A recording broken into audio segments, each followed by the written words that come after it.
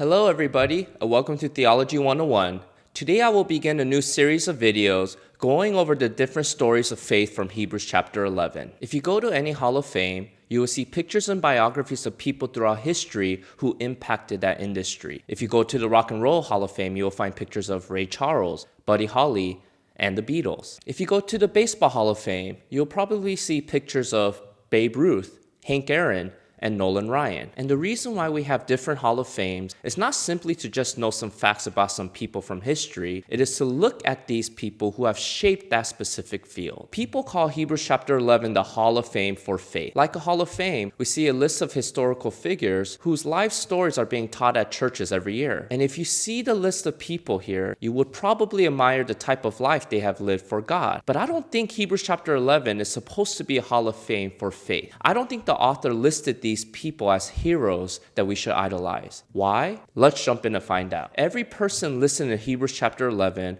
were very flawed and broken. So if the point of Hebrews chapter 11 is not to look up to these people, then what is it? It is to look at God and admire how He is able to take broken people and use them powerfully for His kingdom. In other words, Hebrews chapter 11 is not showing us the subject of faith, but the common object of faith, namely God. Now, before going through the list of people, I want to look at Hebrews chapter 11 and see how it defines faith. Now, faith is the assurance of things hoped for, the conviction of things not seen. The word faith has the idea of patient waiting. And I say this because of a previous verse where Christians are exhorted to wait on God's promises with endurance. But the way we can wait with endurance is seen with two phrases: assurance of things hoped for and conviction of things not seen. Let's look at each phrase. The word assurance was used to describe a document that was provided as proof of ownership. For example, let's say you buy a piece of land and you sign a deed and a contract stating that you will own the house that will be built on this land. That paper is your assurance. Or say you went to a car dealership and the car you wanted will take a few weeks for them to ship out. Even though you don't see the car, if you possess the title, then that car is yours. That is a picture of faith. It is to have the assurance or the certainty that you own something even if you don't see it yet. Now you might be wondering, what do Christians own by faith? We know that we own God's promises. Whatever God has said and everything He has promised for us, we own it even though we haven't seen it happen yet. Let's look at the second phrase, conviction of things not seen. The word conviction means evidence and was used for legal documents that gave proof to an accusation in court. So if you were accusing somebody, let's say, of stealing from you, you will need to bring a conviction or evidence proving that crime. So the author is saying that faith offers evidence or proof for what we cannot see. Faith is not blind and does not simply believe regardless of the evidence. Instead, faith is to see the evidence that God has provided so that you can trust in Him. For example, it doesn't take blind faith to believe that the sun will rise and set tomorrow. You have the conviction or proof that this will happen because you have seen the sun rise and set every day since you were born. Technically, you can't know for sure if the sun will rise tomorrow because it hasn't happened yet, but you have a strong conviction of the future because of the evidence you have seen from the past. In the same way, God has given us evidence from the past to give us the conviction to know that He will continue to be faithful to His promises in the future. So what evidence has God given to us? The author tells us, for by it the people of old received their commendation. The evidence God provides is all the people He will list in Hebrews chapter 11. The phrase received their commendation is literally to bear witness about something. And this verb is in the passive tense. So it is not saying that the Old Testament saints bear witness to God. It is actually saying that God is the one who bears witness about them. In other words, when God goes to the stand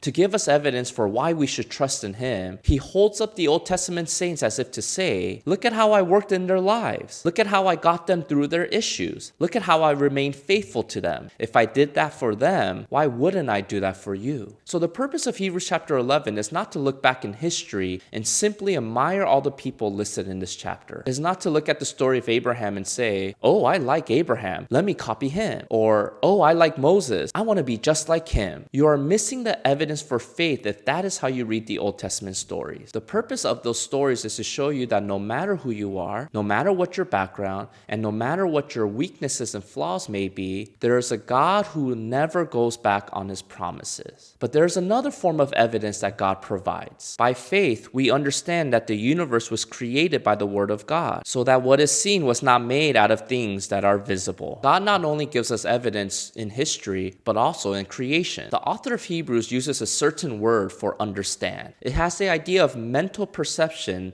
as opposed to sensory perception. So in other words, by faith, we understand God not through experience since we can't see God, but we understand God intellectually by looking at His visible creation. The very first sentence of the Bible tells us that God created everything that we see around us. God has created everything that we can see in a microscope or a telescope. And the way God created everything was from His Word. The word created is in the present tense, which means that when God created everything in the past, that there remains a present application for us. So what is that application? Creation itself is evidence that points to God, as the Apostle Paul writes. For His invisible attributes, namely His eternal power and divine nature, has been clearly perceived ever since the creation of the world in the things that have been made. So they are without excuse. When we look at the animals and see how they have a design, we see the fingerprints of a greater designer. When we look at the earth rotating around the sun, we see God's power to uphold the universe. When we see the beauty of nature, we see the beauty and creativity of our Creator. Faith in God begins by seeing Him as our Creator. So before we get to the stories of faith, we should start by looking at God as our Creator. As our Creator,